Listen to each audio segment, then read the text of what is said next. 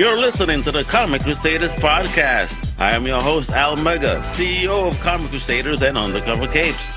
In this show, I'm sitting down with creators from all walks of life to talk about inspiration, process, the lessons they've learned, and a whole lot more.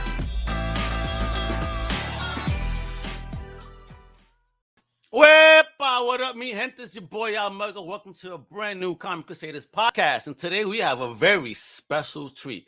These two gentlemen we're about to bring on, they're filmmakers, directors, they're authors. Now they got this awesome YA comic book via Source Point, Scout Comics, and right through the Scoot label, right? It's also coming out some Simon & Schuster stuff. I gotta ask all these questions because this book is like it's an amazing YA book that has a very cool theme, great characters, beautiful art. I mean, would you expect any less from these two amazing individuals? I'm saying.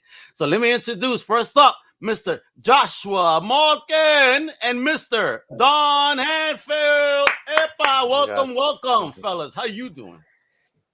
Doing great, man. Thanks for having us. Indeed. No, thank you for coming on, brother. And I appreciate it, man. That book, Unikorn, is fire. For those that have not had the opportunity to pick it up at their local shop, because it is out now. So they could pick it up at their LCS. It's an amazing book, great story. I can't wait to get into the origin of how you guys built this wonderful universe and team to create such an amazing book. But before we get into all that goodness, where you both hailing from right now? Where you at? I'm in Los Angeles, California. I'm originally from Virginia, but I've been out here for about 25 years. 25 years. And is it that hot in LA? I mean, cold? Because I mean, look at you. I'll tell you what, it was 40. It was like 40. That's cold for us. That's like below freezing for us, man. If it gets to be 40, that's like -10 for anyone else in the world. It is. Wow. With 40s, I'll be in chanclas and shorts celebrating. Yeah, exactly. Yes. I know. You know? I know. The blood's thin out here, man. What about you, Josh? Where you at? I'm normally living in Los Angeles. I'm actually in my parents' house right now. So it hit 39 last night. So just a few hours north of Los Angeles, it got 1 degree colder. So I just have to win. I have to beat Don. You beat me. Yeah. I gotta ask, is there your parents' house? Did they keep your room or something? Because no. This is my father's office, and he is a former puppeteer. So a puppeteer, word? Oh, that must have been an interesting household growing up. Yeah, I'll just say yes.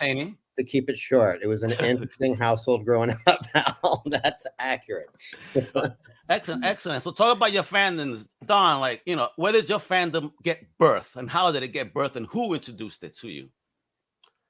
As far as our love for comics, you mean? Yeah. As far as like what was your first taste of fandom? That's the question. So because a lot of people find it through comics, whether or a movie or cartoons, and I always want to know who was the one that said, "Yo, you need to check this out," or "Here, shut up," Well, I was raised by a single mom, and she couldn't throw the football with us, so she'd take us to movies, and we watched TV, and she'd buy me comics and books, and I grew up reading comics.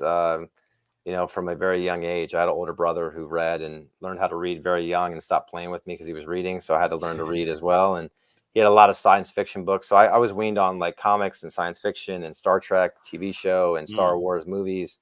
I love it all, man. So I love it. What about you, brother? Josh? I mean, same. I definitely was a huge consumer of comics and fantasy, but like ultimately I think that the spark that really lit it for me were role-playing games, which I started at a young age. And so it was D&D and AD&D that sort of like really lit the fire for like writing stories that you could inhabit. And that was the portal, the gateway drug. Gotcha. And were you both able to find your tribes growing up, to create that nerd clique, if you will, when it was uncool?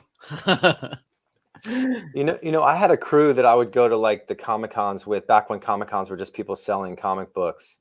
And then a real Comic Con. Yeah, real Comic Con. And then I got into high school and I think I shied away from it. It's funny because I told a comedian friend of mine, I said, I've been running from the fact that I'm a nerd my whole life. And he was like, it's found you. It has chased you down. And it's beating you down like the black racer. It's beating the crud out of me, man. So, but no, man, I embrace it, man. I love it. And my kids share it with me. I have kids now and I take them to Comic Cons and Ren fairs and all that stuff, dude. And it's just so nice. And I think the culture has changed since since I was younger, when it wasn't like cool to be into the stuff that we're into, and now it is, and that's a nice shift. So It is. What about you, Josh? Man, did you get that tribe quickly? I did. In But your youth? I did. It was very small, very loyal, and very consistent over a long period of time. I grew up in a really small town, and so the kids that were interested in this stuff tended to be the same kids that were interested in this stuff. In everything. Yeah, but we had one local comic book shop, and it was, that was sort of our place, our Just one in your town? one. In our, not just in our town, in the 5 towns in oh geez, yeah, so not a lot of and bless you, Don. Sorry, man. Wow, it's cold crazy. here. See, I told you it's cold out here in the hinterlands of LA. See, me growing up in Brooklyn, I had about 3 shops in Brooklyn, 2 in Queens. Wow. And we used to bike to each and every one. The Queens ones, you might know this name, was the Continental Comics, owned by Mike Carbonaro before he did the Big Apple Comic Con. Oh yeah. Right. So he owned that shop prior. So we would go from Brooklyn all the way to Queens on bike, and they get chased down by cops because we didn't have helmets. It was fun stuff. So you had a better childhood, is what you're basically saying. It was fun and dangerous, but I'm still here somehow. That's cool, man. Great. So when did you guys start taking creative steps? Because you find your fandom, you find your clip. When did you guys decide to start, either picking up a camera or picking up a pen, and just start trying to do something on your own? Since I always start with Don, Josh, leave it to you to start this one. Okay. Yeah, for me, it started out with pretty early, and it started out not with writing necessarily, but the representational arts. So I drew and painted all through high school, and then actually was a painting and sculpture major in undergrad, and kind of thought that the fine arts would be my thing, and then realized how incredibly talented everybody in the fine arts are, and ultimately found my place in the writing universe and that type of creating relatively late. I always knew that What's late? College really was sort of, really? Yeah, it was sort of when it began in earnest. I always knew that I would write stuff, but I always assumed that it would probably just be for me. And it was in that period that I actually realized that there were stories that I wanted to share on a broader scale and wanted to find ways to tell them. So yeah. Amazing. What about you, Don? When did you start getting that creative spark?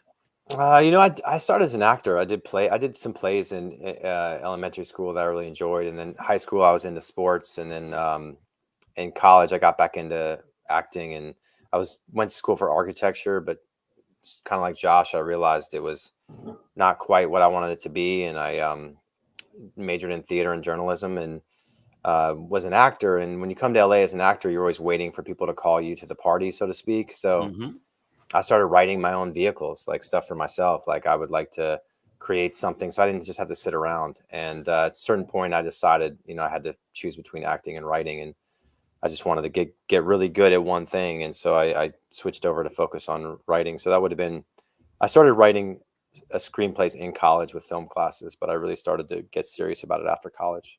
Wow. Excellent. And was anyone encouraging you guys at that point in time, seeing how you guys were shifting from what you were doing to now stepping into this whole different world? Either or.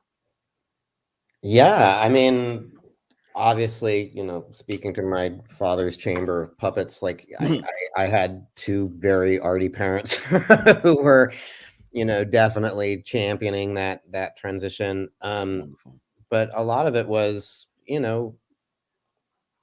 me, frankly, like, you start doing it, and I had such a kind of cold feet in the water reaction to the painting, and making this transition, it felt right. And I think that a lot of people just sort of start to feel that they found their place, and that very much felt that way for me. Okay, what you done? Well, for me, as an actor, when your parents see you on you have 2 lines on Saved by the Bell, they're super happy. The writing thing is a little more. It's a little less tangible and harder to see. So I wouldn't say there was. I mean, my mom's always been supportive of whatever I wanted to pursue. And, I think, it was always just kind of a thing I kind of had to do. I don't know how else to explain it. I wasn't a good English student. I just, story to me is, it's like computer programs for human emotion. And I've always been fascinated by that. I think I've always wanted to understand it more and understand people and their feelings more. And, it was a helpful way to do that, Amazing. So I want to know, how did you guys wind up meeting? I want to know this story because, again, I can't wait to get the focus on the book. But how did you guys meet? Well, I don't think if we don't give a mutual friend of ours credit for introducing, she'll find us and murder us both. Film producer Lauren Mays Vilchik, who produced the first Cabin Fever movie, was working on another film, and she actually introduced us, thinking that we might be good collaborators on a writing project. She played a little Cupid, and it worked. It worked. She started the bromance. Huh? She started the bromance. She did, and she reminds us of this all the time. So 20 years later, here we still are, kicking out stories. Can't believe Josh has put up with me for 20 years, Al. I will say the same. It's been amazing. 20-year friendship, man. So Crazy. How many projects have you guys worked on together? We did, well, the first thing we did was she was adapting a book by Carl Edward Wagoner, which is the Kane series. And I wrote the first draft, and then I was going on to another project. I had to leave, and she put us together. Josh came in and kind of did another draft, and we were initially competitors for like the same job. So it was a little bit testy. Evil eye. Yeah, I was like, why are you coming on my turf? And then she put us together. We sat down. I remember the place exactly on Wilshire. We sat down, and Josh is also a commercial producer. So he sat down and had like a notebook and planned out. And I had this idea for this, what eventually became The Source, which is the first comic series we did together. Oh, nice. We've been working together on and off ever since, Crazy. So how did you guys even start meeting, creating a team, if you will, or, besides just you guys, but I mean, building the empire of creators that you guys have, because you work with some amazing people in comics. So. Yeah, we had, on the Rift, the first comic I did was the Rift, and I found this guy, Leno Carvalho, who was Brazilian, who did the Rift for me. And I wanted to work with him again. So when Josh and I decided to take The Source, which had started as a screenplay, this sort of epic movie that we couldn't quite crack. And I said, hey man, I had a lot of fun doing the Rift. Do you want to do this as a comic? He said, yes. And it felt right to have Leno come in. And then when we were doing this one, we were still finishing The Source. So Leno was doing that. So there was another artist named Rafael Loureiro, who's amazing, who I worked with on the Mall with James Hake at Scout Comics. Great comic. Hell yeah, yo. Some of the sickest covers I've seen. Thanks, man. Yeah, Rafael is amazing. And so I went to Rafael with this and said, hey, do you want to do this? Since we had just finished the Mall. And he was like, yeah. And I don't think he knew the incredible amount of work it was going to be. I mean, I don't think we knew it was going to be 200 pages when we started. Oh, when I saw 200 pages, I said, damn, that's a big boy. That's a big one. But it's a big boy that you will not put down. I promise you. I promise you, folks. Because, I mean, it's an amazing book. I want people to see. I mean, look at this. A unicorn. So talk about this. Talk about I love the image here, but why unicorn, guys? Well, first of all, I just want to say this cover's by Nicholas Ely, who did my cover for the Rift, and he did the covers for The Source for us. He's a really talented designer. And when he did this cover, which was like early on in the development phase, I was like, wow, we got to raise the bar on the internals, because he made a really what I think is an iconic cover that I love. But this all probably started. I had kids, and I'm in the film and TV business. I did a lot of stuff that, The Founder, which I love the movie. I just don't think enough kids aren't going to watch it and be like, yeah, Dad, that's cool. It's going to put them to sleep probably. And hey, Dad, I need to take a nap. Put on your movie. Yeah, exactly. and Nightfall was pretty violent, so they haven't seen any of that stuff still to this day. Really? How old are they, if you don't mind me asking? 13 and 10. Oh, you haven't shown them that yet? Not yet. No, well, you're a better dad than I, because I've been trying to get my kids to watch horror movie since he was a wee lad like myself. Yeah. I was watching horror movies since 5, and my wife was adamant. Wow. No, and no. Yeah. Damn. Now she eats them up all by herself upstairs.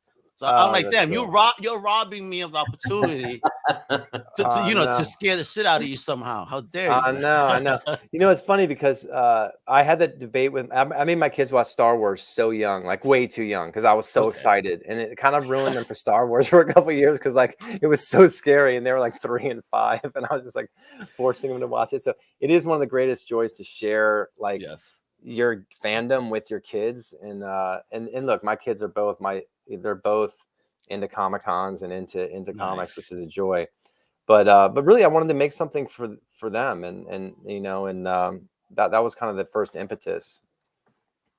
Job well done, fellas. Because I mean, just let me remove my thing here. I don't want nothing to disturb this for a moment. Although, folks, of course, you know, you want to get a copy, you got to go right there, all right, or visit your LCS, but go right there too.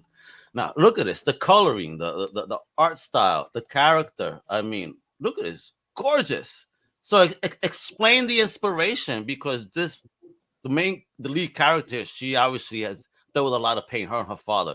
I mean, that's kind of what got me hooked. I mean, you guys have captured the grief and the story so well. You guys again just had me hooked. I don't know. Maybe I'm becoming a softie as I get older. You know, I don't know. We all are, man. Well, we all are. I mean, we looked at each other dozens of times over the creation of this project and sort of re-grappled with the fact we were, you know, 2 50-year-old guys creating a Unikorn book, and every once in a while there was a reshaking of the tree. But the truth is, Don had gone to a farm in Pennsylvania with his daughter and had come back with this sort of idea of like, what if there had been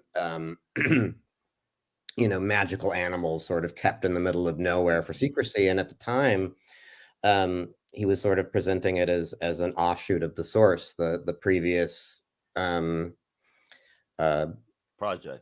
that we had done. And, you know, it was sort of this great idea. It was more his than mine, and it didn't really have it didn't have a heart beating in it really yet. It was just sort of a set of circumstances. And then both he and I, very unfortunately, lost a series of parents in a very short period of time, which meant yeah, it's hard. And which meant ultimately that our kids, my kids and his kids, were losing grandparents. And, us as friends talking about that, and as fathers talking about that with our kids, it sort of really kind of quickly came together that was the missing heart for Unikorn, that it was ultimately going to be about grief, and it was going to be about loss, and it was going to be about that schism that can happen between a parent and a child when they're both mourning, but in different ways. You captured that so well in those opening pages in the car ride, you know, as they go into the emotion. And I see it. I'm like, damn, poor little girl trying so hard to kind of like walking on eggshells. Yeah, what a tough life. What I captured from her. Damn. Deep stuff. So you guys obviously then put a lot of that pain and grief you were feeling into this, because I felt the emotion in it. Well, thanks, Al. That was really the hope. I mean, that was really the hope, is to sort of, try and show different reactions to grief. Even the horse has one too. They're all kind of very robust, we hope. Yeah. Emotional creatures that, ultimately get to a better place. I mean, and how did you even come up with the creature concepts too, and the foods? I mean, folks, wait till you read this. It's the wackiest thing, but then it's the world of magic. So I mean, you gotta love it. I dug it. Yeah, I think as far as one of the things too we wanted to make sure was that it dealt with grief in a way that wasn't like really super heavy or would like be a downer. We wanted to kind of keep it kind of hopeful, but also authentic, emotionally authentic. But as far as the magic side, I mean, I think we really just, with this, it was spiritually inspired by the source, which is like magic in the real world and based on reality. So if someone's doing magic, we try to tie it back to real folklore or real history or real religion. And so we kind of using that formula here with Unikorn. It's like, how do we make this realistic or real in the sense that it ties into something either from a mythological or folklore or legend standpoint, or from just a kind of common sense standpoint. So for us, it was like, I saw a horse with a fly bone on its head. I imagined, what if it had a bump under there that was a sort of a unicorn horn that had been taken off. And then we were like, well, if they're taking their horns off, they can't be if the unicorn's so powerful, people want to find it. We came across stories about like conservationists in Africa would take off rhino horns or elephant horns to keep them safe from poachers. So we kind of took that premise and said, well, what if they did that with a unicorn? But then how would that affect the unicorn's sort of, ability to protect itself or its power? And that became kind of the plot line. I'm a fan of unicorns now. I'll tell you that much. Cool, man. This unicorn is definitely would bust any bronies, My Little Pony's butt for real. This is a real. This is the style I want. Cool, man. It's dope. It's dope, and like you said, it is a hopeful book as well. Because again, the story it runs the gamut of emotion, and again, you guys captured this in written form with beautiful art. Job well done, and I also understand. This already is like option kind of for something. Well, like, what's the idea? What are we talking about, man? Because you heard me before the show started. I want to see this everywhere. I need a T-shirt with the unicorn logo like that and that nice sky blue. That shit would be dope. What do we got coming? Well, we there's a company called Armory Films that did a movie called Mudbound that was nominated for a couple Golden Globes. They did a movie called Peanut Butter Falcon that did really well in the indie space, and they have come on board to produce the film. We have this amazing and talented director who's come on board named Debbie Berman. Debbie was the editor of Black Panther, Captain Marvel, and Spider-Man: Homecoming. Shit, incredibly talented, and this will be her directorial debut. And we've been working with her for some time, and she was just really helpful throughout the process of developing the script and doing all that stuff. She's incredibly smart and talented. And our hope is to be shooting next year. We got a little bit held up by COVID, and we are hopeful to keep put this forward in the new year. Were you guys doing this project during this COVID period? We were working on this and fulfilling and stuff too. So this started as a Kickstarter. We did a Kickstarter, and then that we were delayed by COVID, delayed by the incredible amount of art that had to be done because we kept making it longer. Then we asked our backers at some point, like, look, do you want this longer or do you want it sooner? And everyone was like, just make it longer, make it good. And we were doing all the fulfillment and getting all that done. So we finished this project over COVID. Yes. So I'm curious because it kept getting bigger. So what was the original idea page wise, or were you going to do 4-issue series? Yeah, I was like a 4-issue series, like maybe like 100 pages. That was the plan. And then he went double page. Yeah. I mean, as we went forward, man, it just got bigger and bigger. And we wanted to kind of build it out and kind of tell the story the right way. And, and then Raphael, bless him, stayed with us through the journey, the twice as much work as he thought it was going to be. So I could imagine that one of his forearm was much bigger than the other after all these pages. Popeye on one side there. Yeah. Looking like Quagmire in that episode. Exactly. What happened to Quagmire? He found the internet. Oh my God. That episode for me is the funniest ever. But again, it's great art. I mean, who does the coloring? And is it also the artist? Is he like a one and done package, or do you have? No. We had the art was the coloring was done by Dijo Lima, and the lettering was done by DC Hopkins, who is a frequent collaborator of ours. Yeah, I see DC's name everywhere. Yeah, but this coloring it pops so much. Gorgeous. How did you find them? Dijo was found by Raphael. We worked with Dijo on the Mall, I believe. I think I worked with him on the Mall. Dijo's done a few books for me as well. He's a talented Brazilian colorist. He's doing stuff for Marvel now. Hey, look at that, bro. Come back to India. That's where it's at, kiddo. Stop. Yeah, exactly. Yeah, this is such a great looking. And look at this. So did you get this from anywhere? This type of magic concept here and breakdown? It looks so legit. Yeah, well, this is I think two things at play here. One is I had mentioned that Raphael Luero, when I found Raphael, he had a few pages in a portfolio that I loved, and I reached out to him, and he was an architect. That was all he had done, was these 3 or 4 pages that were amazing. And he was an architect who wanted to do comics. So The Mall was his first comic series. And you can see in this drawing, this is the technical expertise he has from his architecture background. So he can he did all the art here. He did the stuff on the page, and he did the stuff around it. So I was always fascinated with like Da Vinci and codex and stuff like that. So we wanted to create something that was like, if Da Vinci had found, unicorns and sketched out what they were like, what would it have been? And this book here to explain to people is a scrapbook that the mom left her daughter to explain it's sort of like an instruction manual for a unicorn, but it's kind of in code and it's hard to figure out. And that's where she needs her friend group to help her kind of figure out what's behind it. So you need to print this in real life now. Yeah. Once the movie comes out, this is going to become like the biggest thing that everybody wants. That's cool. Yeah, that's the hope. So. And look at that. This is an alt cover. Oh no, there's actually there's another scene, a crazy awesome scene. But yeah, and look at the homie, full-fledged. Love it. Yeah, love it, yo. That's gangster.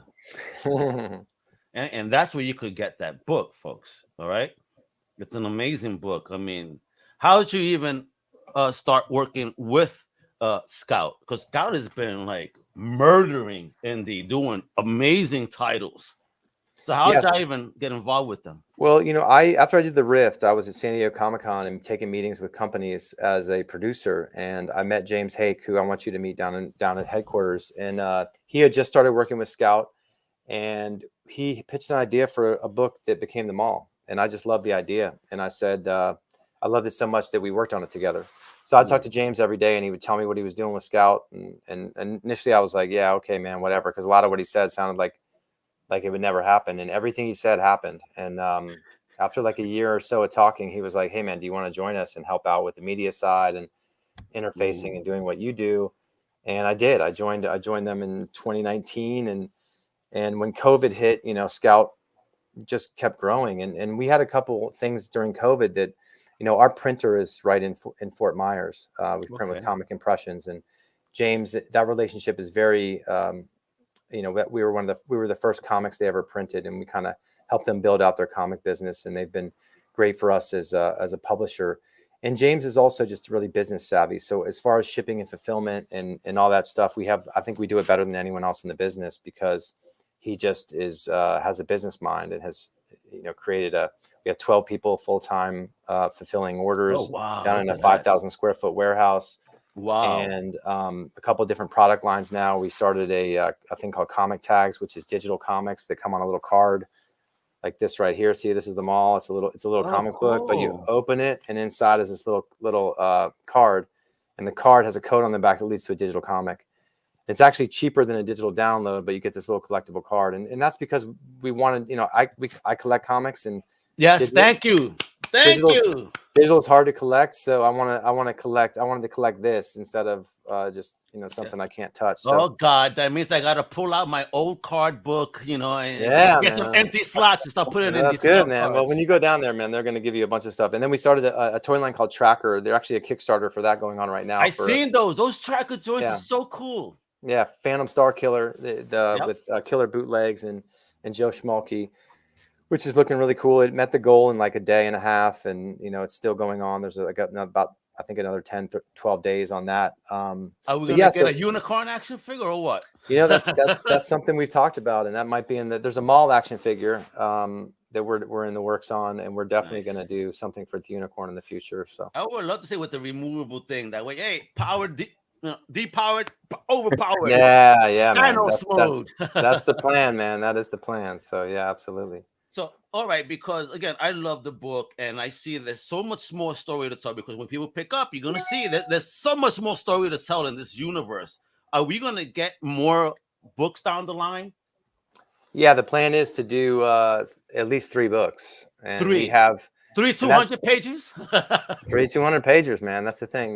We got Raphael still in his arm still in traction from the last one, but we're gonna put him back to work soon. The plan is to do the second book, which is them going and it kind of broadens the world a little bit. There's one unicorn in the first book, and they're gonna go to try to find another one in the second book, and then the third book is going to be. Those two have a little unicorn. So, hey! Yeah. So, but that's the basic plan, and then we have ideas for other books in this same universe that other animals. Ooh, yeah. So. Really? Oh, nice. Yeah, 'cause you gave us a hint there. In the farm, as you said, there's a multitude of animals there. Yeah. So obviously, when we meet the villain, which looked like such a cool little old dude that winds up being such a scumbag. Wow. I mean, Yeah. was that modeled after anyone y'all know? Because he did like a 360 real quick for me. I'm like, whoa, I hate this man. Well, that character developed, I think as we did it, and I think what we always try to do is, even with the bad guys, just make them sort of relatable. And I think that's a guy who's chasing youth. He's chasing immortality, and I think we kind of, and if whatever means necessary, maybe he was inspired a little bit by that guy Ray Kroc on the wall behind me. He'll do whatever it takes to to get what he wants. So, man, and how much fun did you have in the process, Josh? Oh my gosh. I mean, a ton. I mean, first and foremost, just, having come from, the film and TV space where most everything I touched never had a physicalized form. It never had a physicalized life. It was, wow. It was just so exciting to know that like this was going to exist in the world. A lot of it too, like Don, I have a daughter. And so like watching her relationship just with the subject matter Unikorn change over the course of over the past 6 years. She kind of went through her Unikorn phase in a blip. It was, like 3 months, and then it was kitty stuff. And so, it's really exciting to know on the other side of that, we had a book that was going to pump new life and new energy into that mythology for her specifically. But honestly, it's just a lot of fun working with Don. Like it's a lot of late nights and a lot of crazy, but it's really satisfying process. Fun. Have you guys had the opportunity to hang out together, in person and have that powwow, during this COVID time? Or we've done a few very carefully masked book signings. Carefully masked. And Don, you probably wore a body condom, right? Jeez, with a mask on. Diligently wrapped in bubble wrap, sprayed head to toe in Lysol.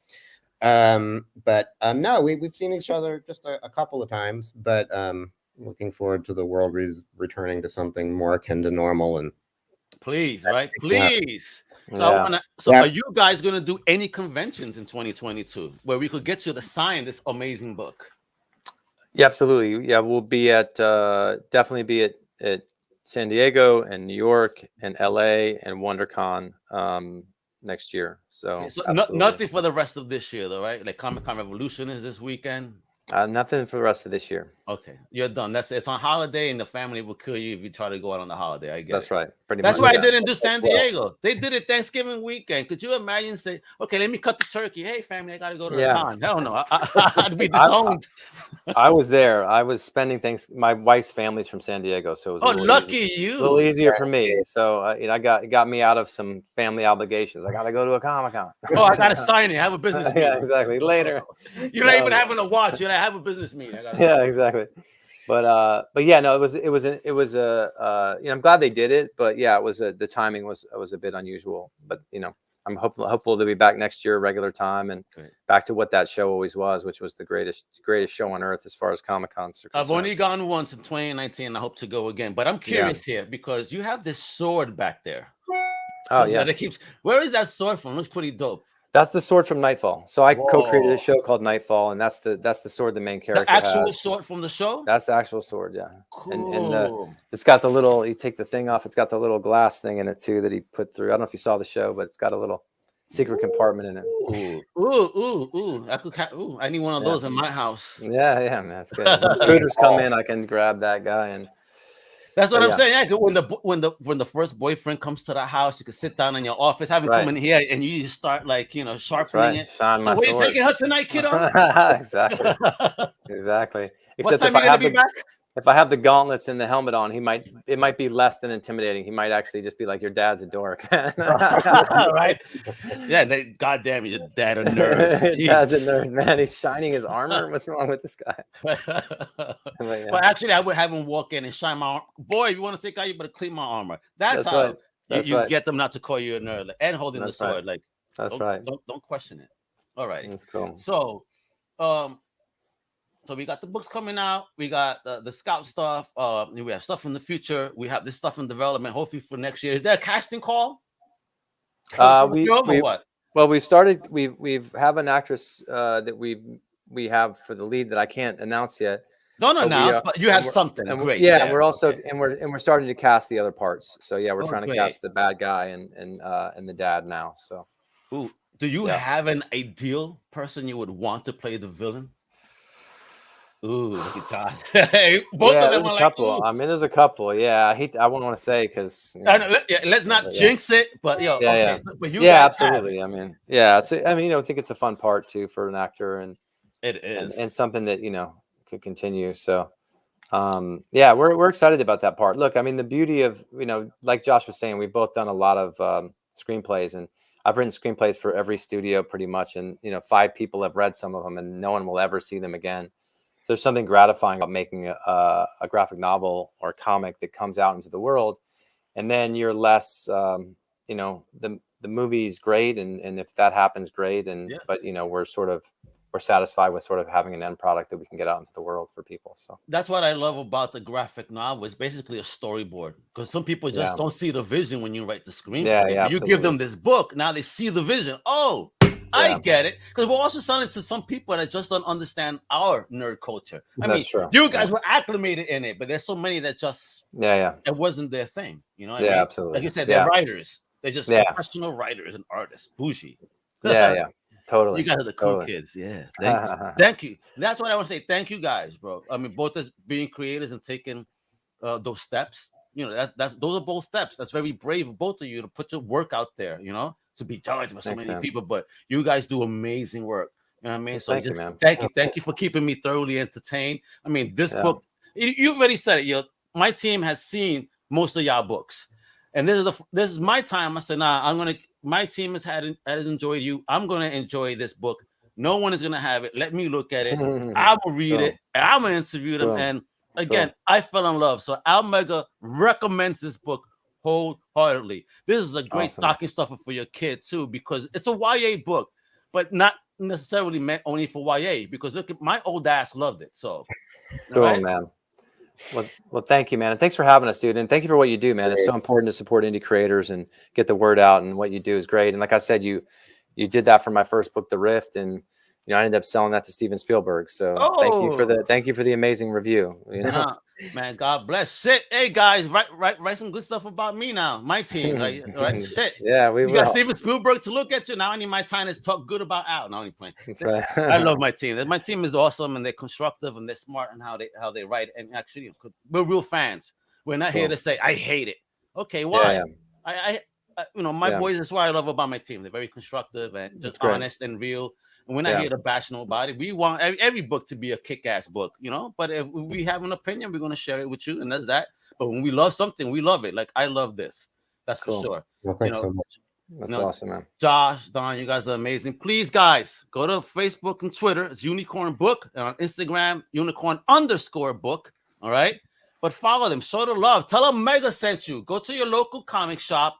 All right? If they don't have it, tell them to order that bad boy for you. Trust me. Your kid will love you for this. Whether it's a girl, boy, don't matter. They're gonna love it, because it's a great book, a great cast of characters. God bless you guys on this journey, man. I can't wait to see the film. I can't wait to get volume 2, because when the film and volume 2 come out, I need you guys back on. All right, cool, man. Sounds good. Yeah, because then finally you could tell me, I cast this person because, since you can't tease me now. So I want you back for that. Awesome. I definitely want to discuss the amazing team. And with that, folks, it's Big Josh Malkin, Mr. Don Handfield. I am Al Mega. My outro tells you everything you got to do. Thanks for hanging out. All right? Hasta la próxima, mi gente. Much love. Thanks for having us, man. Take care. Bye-bye. Thank you so much. Bye.